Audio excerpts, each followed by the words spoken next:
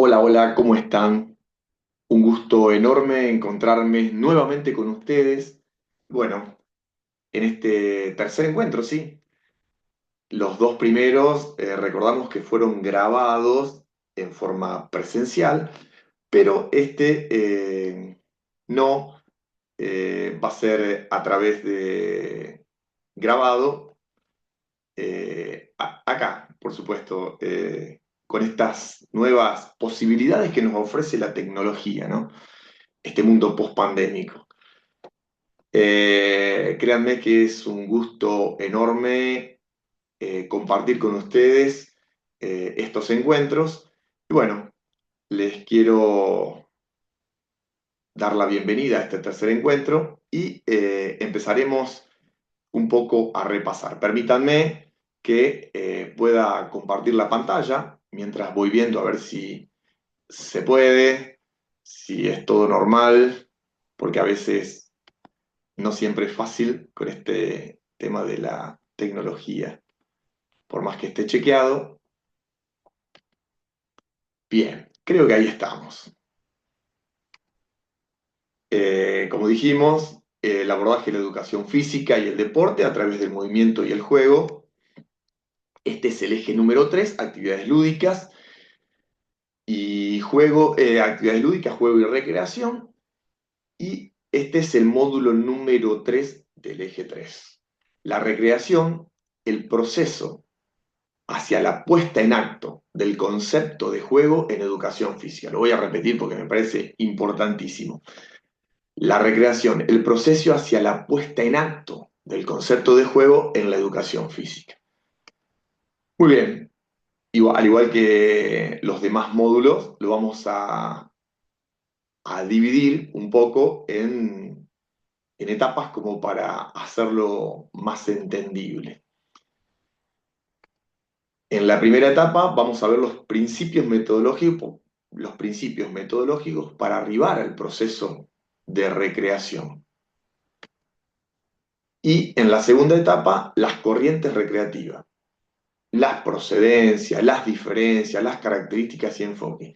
Y último, la dimensión de la práctica recreativa dentro de la segunda etapa que vamos a abordar la recreación específicamente. Bueno, la verdad que no es al azar que este esté hecho no presencial, porque en realidad sí es al azar porque lo teníamos que filmar en Tostado. Recordemos, el primero se filmó en el CEF 29 de Santa Fe, el segundo se hizo en Villa Gobernador Galvez y este tercero lo íbamos a hacer en Tostado, que bueno, por cuestiones técnicas luego tuvimos que no hacerlo ahí. Pero no está mal, la verdad que no está mal porque este módulo 3 se necesita mucha atención selectiva, muchísima, muchísima, muchísima. Por eso ahí ya se está aprendiendo nuestro cerebro y está comenzando a decirnos que prestemos atención. ¿Por qué? Porque bueno, es la parte como más teórica de los tres, ¿no? O mejor dicho, en la que tenemos que prestar más atención, enfocarnos más para hacer un buen módulo, un buen enfoque, porque es un tanto más teórico lo que no nos tiene acostumbrado la recreación. Pero sí tiene mucho de teórico, tiene mucho de respaldo científico también, y eso es lo que vamos a intentar ir descubriendo. Pero, como siempre me gusta, en esta parte quiero repasar lo que estuvimos viendo hasta aquí. ¿Para qué? Básicamente, bueno, los encuentros se dan periódicamente y, por supuesto nos vamos olvidando de lo que ya hemos vivido, compartido y demás.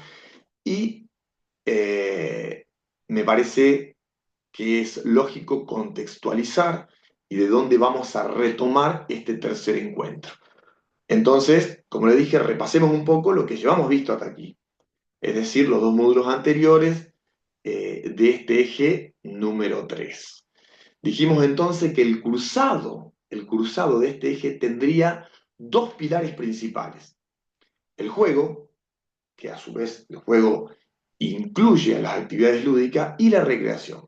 Básicamente, para decirlo, haciendo la salvedad de las actividades lúdicas, podemos decir el juego y la recreación. Esos son los dos ejes fundamentales. Ahora, en el primer encuentro nos estuvimos preguntando, entre otras muchas cosas, pero con mayor fuerza o énfasis hicimos foco en esto. Si el juego que hacemos, que damos, que facilitamos, era realmente juego. Esa fue la pregunta clave en ese primer encuentro, ¿no? Bueno, luego, con la ayuda de algunos autores y el repaso de los elementos y criterios, recordemos esto, pues son dos cuestiones claves del juego, y con la aparición luego de la libertad como elemento determinante,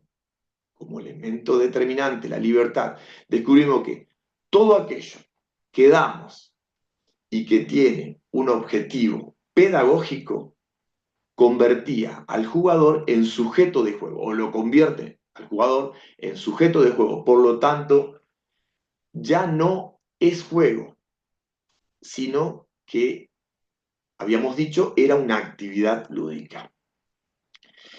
Y también estuvimos pensando, analizando, reflexionando, cómo podemos hacer para que esa actividad lúdica pueda ser, convertirse o reconvertirse en juego. Y a esto lo miramos desde lo actitudinal, ¿no? De la tarea del docente, y no tanto desde lo técnico metodológico, que es lo que vamos a ver hoy. No tanto desde lo actitudinal del profe, sino desde lo técnico metodológico.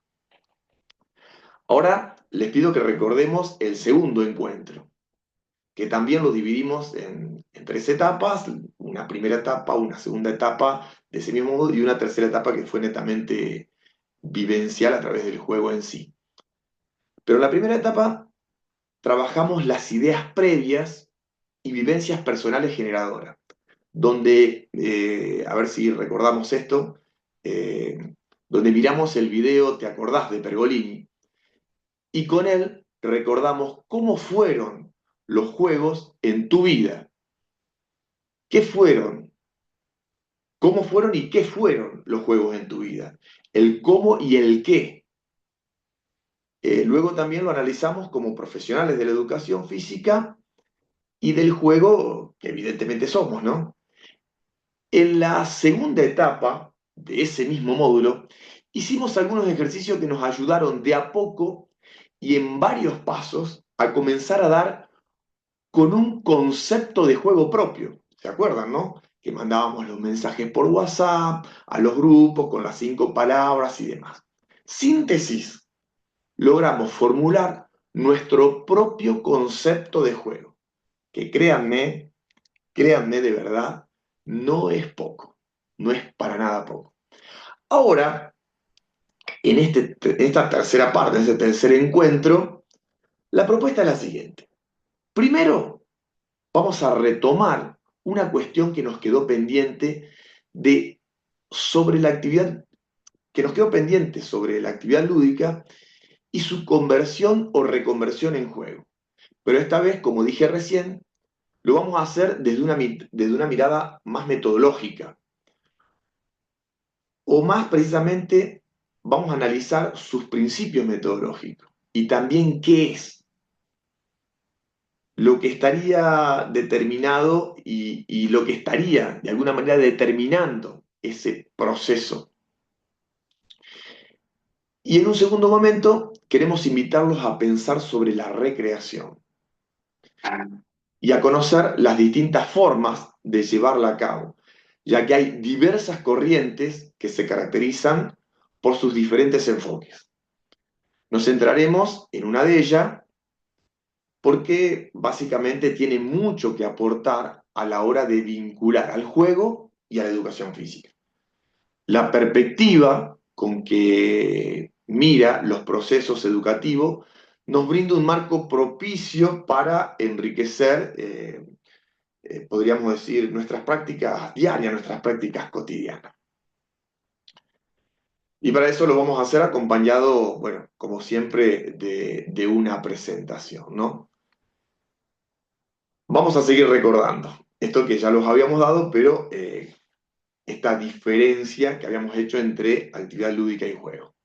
Recordemos entonces, la actividad lúdica eran esas herramientas, o son esas herramientas para cumplir distintos objetivos de una manera que, compartiendo, y esto es importante, compartiendo muchas de las características del juego, permite a los participantes involucrarse en la actividad, donde estaba mediada por el profe, quien es el que propone, las hace arrancar, las hace terminar. Recordemos de esto porque es importante también, no había jugadores, sino participantes. Y también recordemos que espacio y tiempo estaban asignados por el encuadre institucional. En cambio, por otro lado, en el juego, mejor dicho, a las reglas las ponían los propios jugadores. Era el propio juego, era autotélico, esto era clave, que lo proponía Luciano Mercado. El tiempo y el espacio eran mágicos y aparecía la libertad como un elemento distintivo que lo determinaba de diferencial de una actividad lúdica. Dijimos también que en otras palabras se puede decir que el jugar nos llevaría a dar espacio en nuestras propuestas a la magia de lo no útil. Sería también un espacio de creatividad y autoconocimiento para nuestros alumnos, sean quien fueren, infantes, adultos o quien fuere. Ahora bien, la pregunta que nos sigue haciendo ruido era ¿cómo podemos hacer para que una actividad lúdica se convierta o se reconvierta en juego en nuestras prácticas? En un primer momento dijimos que si ya bien lo habíamos contestado, ya estaba contestada esta pregunta, eh, que era a través de lo actitudinal, ahora lo queremos hacer de otra manera. Pero les recuerdo también cómo era esa manera. La primera. La primera manera que dijimos que era desde lo actitudinal, recordemos esto. Eh, se podía hacer, sí, dijimos, pero dependía un poco de la generosidad, de la humildad, del ceder el protagonismo de nuestras prácticas o de nuestras actividades lúdicas para entregarles justamente ese protagonismo a nuestros alumnos. Y siendo ellos que se reapropien del mismo, esto es, que lo paren, lo sigan, lo cambien, pongan sus condiciones, no sé, lo rehagan, lo reinventen, lo recreen, bueno, todas esas cuestiones, y que eso no se hacía de un momento para otro, sino que era un proceso, y como todo proceso, tenía un tiempo. Pero ahora, este proceso se puede realizar metodológicamente, o esta es la pregunta, ¿no?, que nos podemos hacer ahora. Si este proceso que decíamos hoy, solo se hace desde lo actitudinal, que dependía 100% del profe, o también habría una manera más sistemática o metodológica de poder hacerlo. Eh, y no, la respuesta es no, ¿no? Que también existen un procedimiento metodológico, existen también unos principios metodológicos para arribar al proceso de recreación desde las mismas actividades lúdicas. Y en decir, en este caso del licenciado Ricardo Aguale, existen 5 principios procedimentales que él dice que solo constituyen enunciados de un orden metodológico, que no son reglas, que no son leyes. Esto lo remarca mucho él, ¿no? Y estos principios serían de alguna manera estos. El principio procedimental de la libertad contingente o liberación contrafuncional. Nosotros cuando hablábamos de entregar el juego, era de poner esa libertad contingente en función de nuestros alumnos, en función de nuestros alumnos. Es decir, brindábamos las condiciones para que esa libertad pueda tomarse o no pueda tomarse. Primero debíamos nosotros ofrecer esa libertad, pero también está ahí la contingencia de quienes quieran, quieran apropiarse, cambiarlo, o también está la posibilidad de no hacerlo. Otro principio es el principio procedimental de la libre reapropiación. En este caso, se ponía en las condiciones, se ponían las condiciones, es decir, se ponía, ¿cómo decirlo de alguna manera? Se ponía a consideración o se creaban las condiciones y estaba la libre reapropiación de la acción, ¿sí? Podíamos reapropiarnos o no.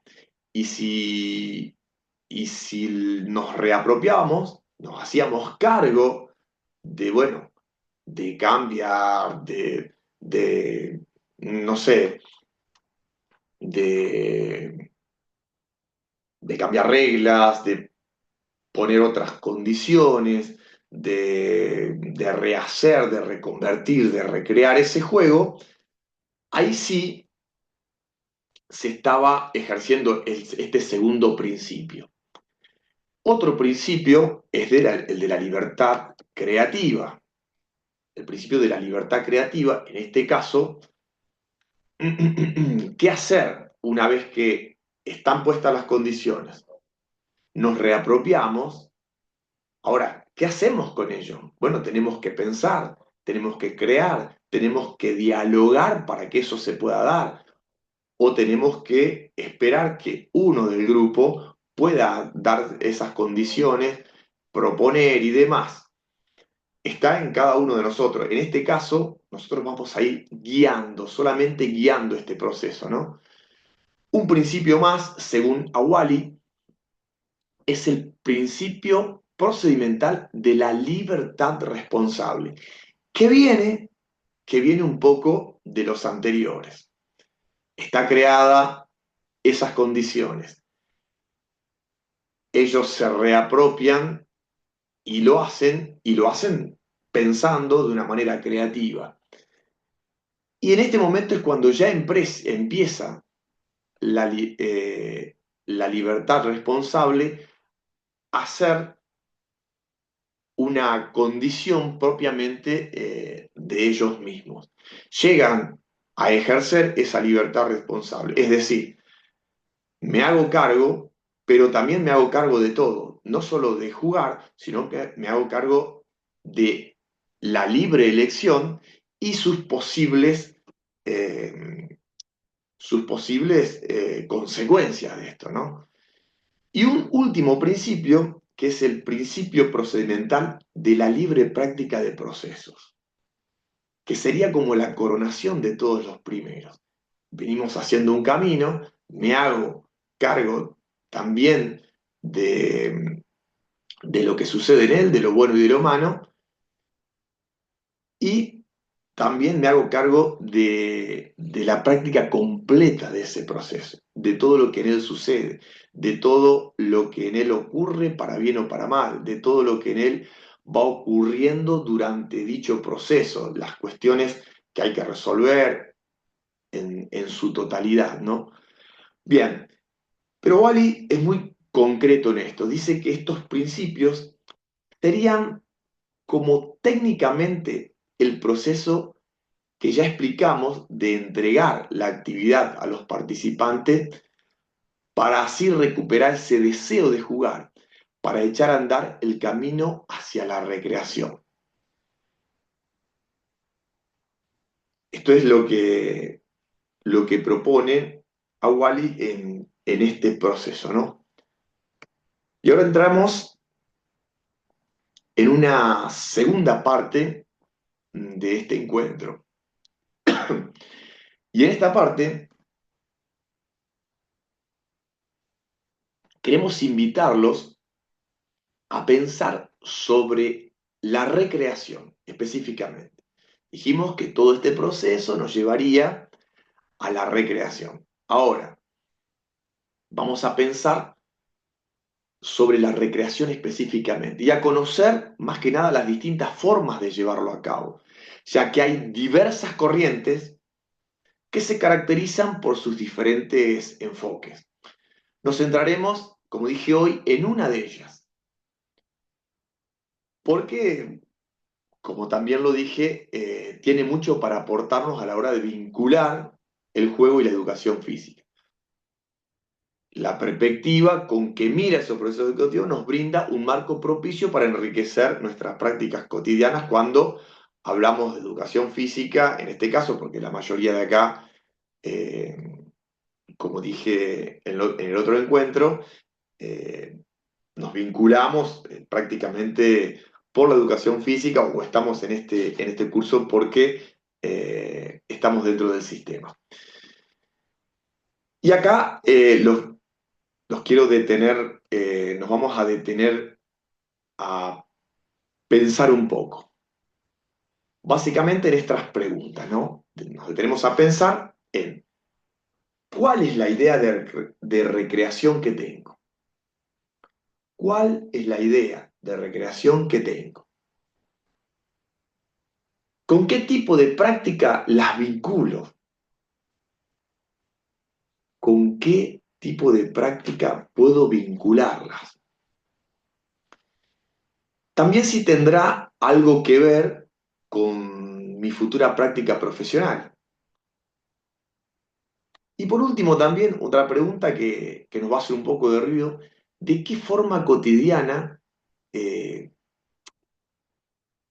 a ver, o mejor dicho, será de forma cotidiana o solo, si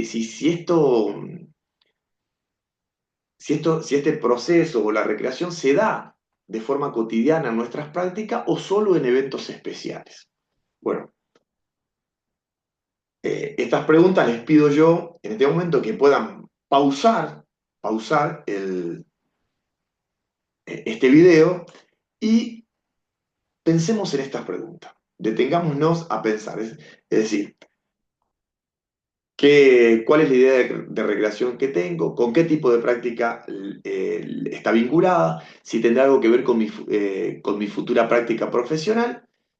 Y si esto se da de forma cotidiana o solo en algunos eventos especiales.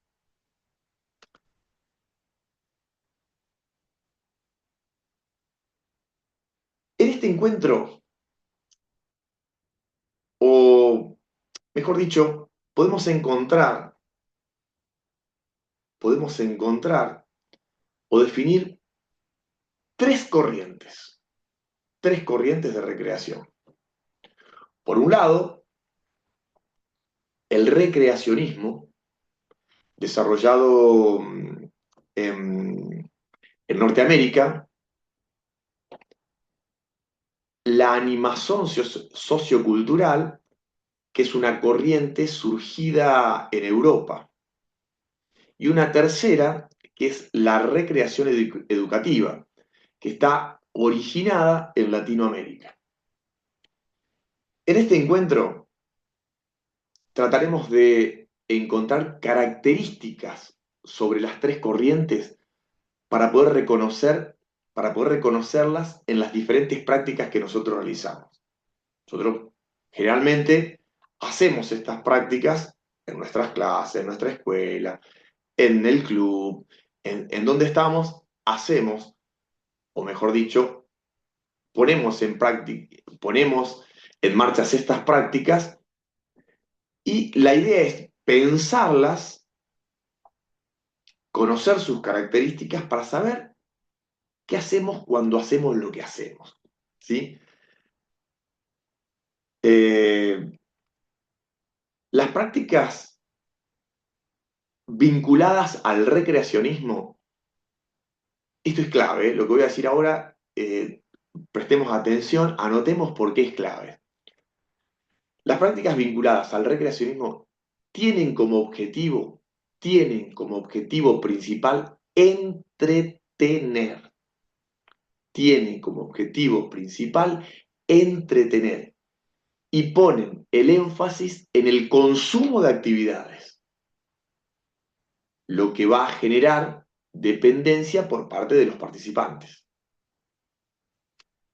La animación sociocultural nace como metodología de la educación de adultos, en Europa dijimos, hace un ratito que tiene su procedencia es europea, pero nace como metodología de la educación de adultos, noción que luego se incluye en la educación permanente y propone procesos de dinamización popular destinados al desarrollo comunitario y al mejoramiento de la calidad de vida.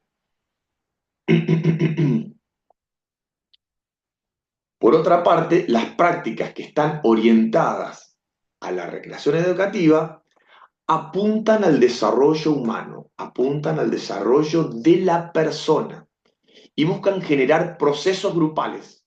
Estas dos cuestiones son claves. Apuntan al desarrollo humano y buscan generar procesos grupales basados en la participación que permite a la comunidad o a cualquier comunidad ser protagonista de sus propios procesos de aprendizaje, asumiendo la gestión de su propio tiempo. Estas son las tres, o mejor dicho, de las tres tipos de recreación, las características bien fundamentales. Lo quiero repetir para que quede claro en lo más las características centrales sería, ¿no? Por un lado, el recreacionismo, objetivo, entretener, consumo de actividades y genera dependencia. La animación sociocultural eh, propone procesos de dinamización popular destinado al desarrollo comunitario y al mejoramiento de la calidad de vida. Y la recreación educativa apunta al desarrollo humano y busca generar procesos grupales y por lo general se autogestiona. Esto es importante. En tiempo, en espacios y demás. Ahora, tengamos en cuenta esto. Las diferencias entre cada corriente están dadas por una serie de cuestiones que tienen que ver con lo que vamos a ir diciendo a continuación. La intencionalidad que tienen las propuestas que realicemos. Esto, vuelvo a repetir, hace referencia a las diferencias entre cada corriente.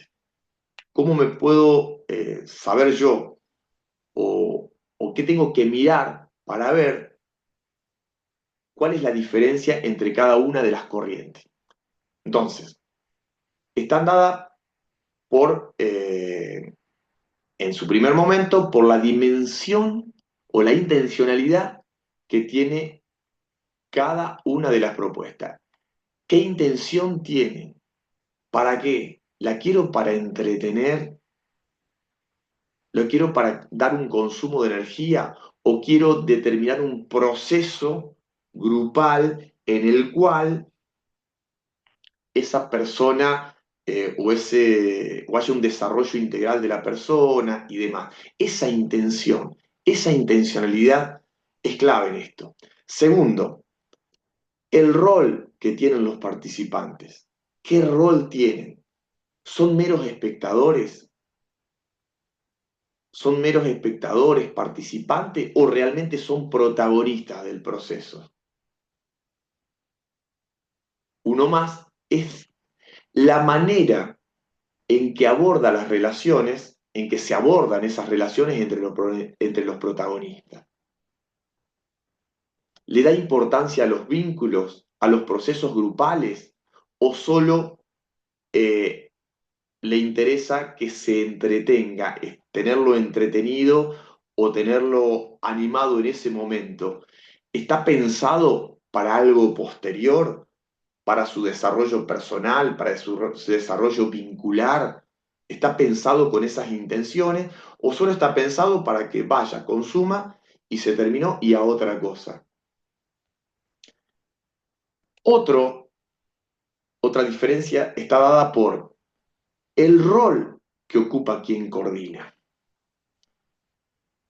¿Promueve que el grupo se autogestione o genera solamente dependencia hacia él, hacia la coordinación, hacia el que está llevando a cabo esa actividad? ¿O trata de lograr esa independencia que solo lo daba la recreación bien vista, como habíamos dicho en su momento? Ese caminar hacia la autogestión, hacia la independencia, del cual en su momento hablaba Paulo Freire, ¿no? Otro, otro está dado también por la relación que existe entre la propuesta y el tiempo en que sucede. Ese entretenimiento para un tiempo que yo tengo desocupado y quiero ir a hacer esto, trasciende el tiempo en que sucede e impacta en el resto de la vida de los participantes. Esto es sumamente importante. Tiene relación, está relacionado con el futuro, con mi futuro de autogestión de mis tiempos libres. Bueno, tiene que ver con esto. Entonces, las diferencias entre cada corriente está dada por cada una de estos, por la intensidad, por la intencionalidad que tienen las propuestas que realizamos, por el rol que tienen los participantes, la manera de ser abordada, las relaciones entre los participantes, por el rol que ocupa el que coordina y también por las relaciones que existen entre la propuesta y el tiempo en el que sucede. Y por último, también queremos puntualizar que hay propuestas, juegos, actividades, dinámicas, que son comunes a todas las corrientes, que son comunes a cada una de las tres corrientes. Pero para poder evaluarla es necesario conocer si hay o no un proceso grupal, cuál es el rol del que facilita y qué intencionalidad tiene y si hay coherencia entre ella y la propuesta. ¿Sí? Vuelvo hacia atrás y repito esto, que eh, si bien dichas actividades, juegos, dinámicas, eh, son comunes a todas las corrientes, o sea, hay de estas actividades que son comunes, a los juegos, las actividades dinámicas, son comunes a todas las corrientes, o mejor dicho, a las tres corrientes. Para poder evaluar es necesario esto que vimos recién, conocer si hay o no un proceso grupal, cuál es el rol de quien facilita, qué intencionalidad tiene y si hay coherencia entre ella y la propuesta. De esta manera, el análisis que podemos hacer respecto de en qué corriente encuadrar cualquier práctica que nos permite revisar hacia dónde apunta su intencionalidad y qué tipo de aprendizaje genera. Por esto es la importancia que tienen, eh, por cómo están dadas o qué diferencia tienen. Avanzamos con prácticamente ya lo último y hoy también les queremos presentar, o les presento, otra herramienta para analizar las prácticas educativas o estas prácticas educativas, basándonos en el texto Dimensiones de la práctica de Alejo Montoya. Él es un recreólogo de Buenos Aires. El texto, dije bien, se llamaba Las dimensiones de la práctica y con él nos proponemos pensar cada práctica desde cuatro dimensiones. Desde cuatro dimensiones. Estas dimensiones se pueden separar para el análisis. Esto es importante, se pueden separar y es de hecho lo que vamos a hacer nosotros ahora. solo para el análisis, pero tenemos que ser conscientes de que en los hechos todas estas dimensiones se ponen en juego en una misma acción,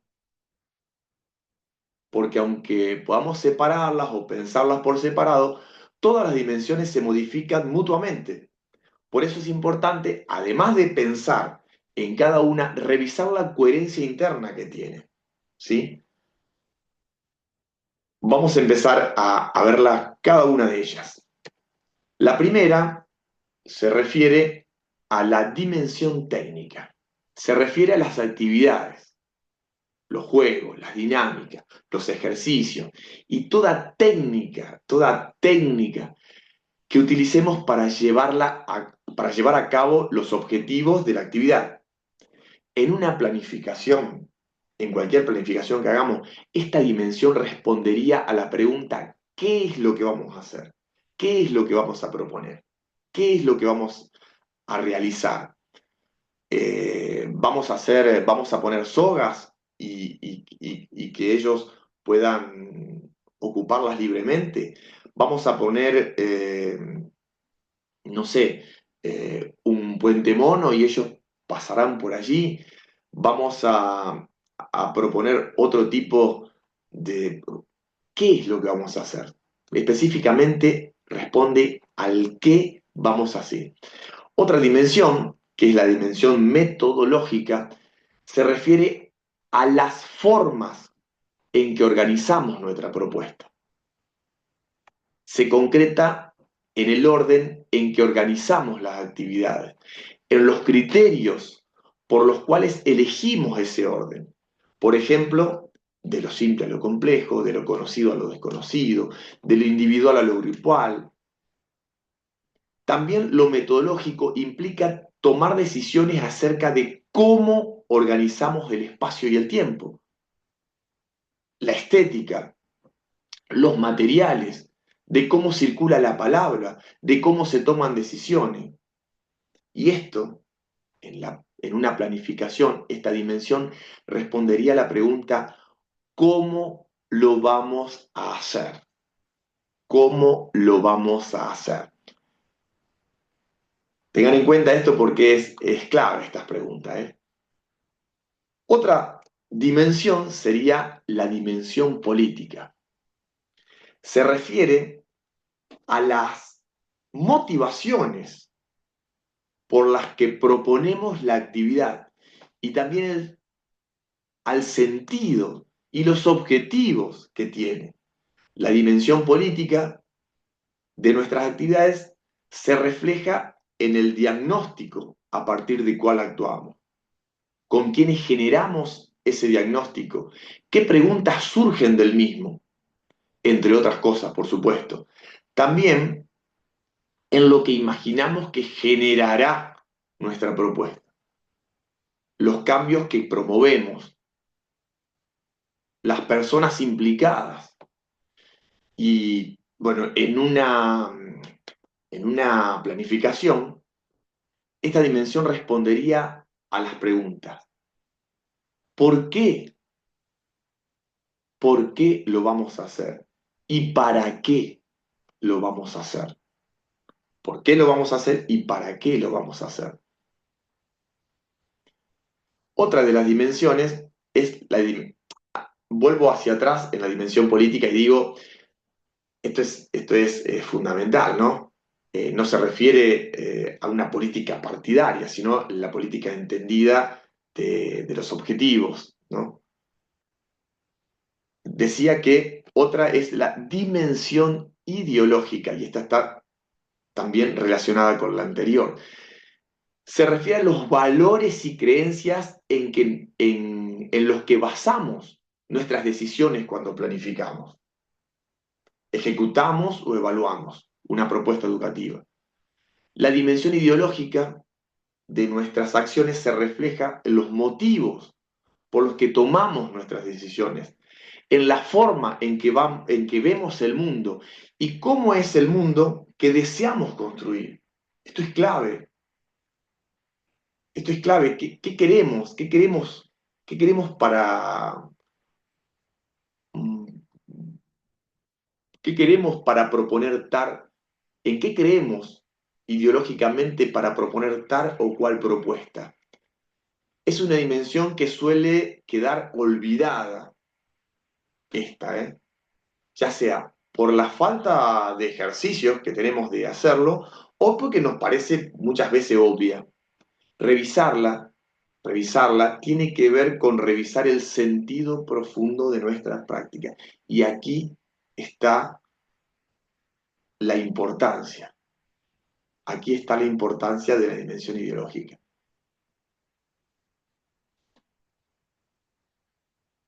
¿Por qué? Porque tiene que ver, como dijimos recién, con el sentido profundo del cual propongo esta o esta práctica. Y esto también en la planificación, esta dimensión, respondería a las preguntas: ¿desde qué valores y creencias percibimos el mundo? ¿Qué valores y creencias queremos proponer? ¿Qué es lo que aspiramos como docentes, como agentes de cambio que hablábamos en el segundo encuentro? ¿Qué aspiro en proponer esto o en proponer aquello? Muy bien, repasándola un poco, diríamos que bueno, y quiero repasar con ustedes las preguntas en la dimensión técnica. Respondía a qué vamos a hacer, la dimensión metodológica respondía al cómo lo vamos a hacer, la dimensión política respondía por qué vamos a hacer y también ahí estaba el para qué vamos a hacer lo que hacemos. Y en la dimensión ideológica responde a qué valores y creencias proponemos cuando proponemos lo que proponemos. Muy bien, les digo con esto último, pero muchísimas gracias, muchísimas gracias. La verdad que estoy más que contento de haber compartido con ustedes todo esto y ahora les toca a ustedes. Ahora nos toca a cada uno de nosotros en los lugares donde vamos a estar, donde vamos a proponer. Y bueno, también les dejo aquí, están mis redes sociales. Quiero que sepan, obviamente, que estoy a disposición de ustedes, completamente a disposición de ustedes, las 24 horas del día. Pueden llamarme cuando sea, como sea, para lo que sea y donde sea. Estoy a disposición de ustedes realmente. Y créanme que ha sido más, pero mucho más que un gusto poder estar con ustedes. A ver si puedo dejar de compartir, así nos vemos un poco más grande. Ahí está. Les decía, y de esta manera, llegando al final, que muchas gracias, muchas gracias. He recibido, la verdad, muchísimas consultas, he recibido muchas sugerencias también, he recibido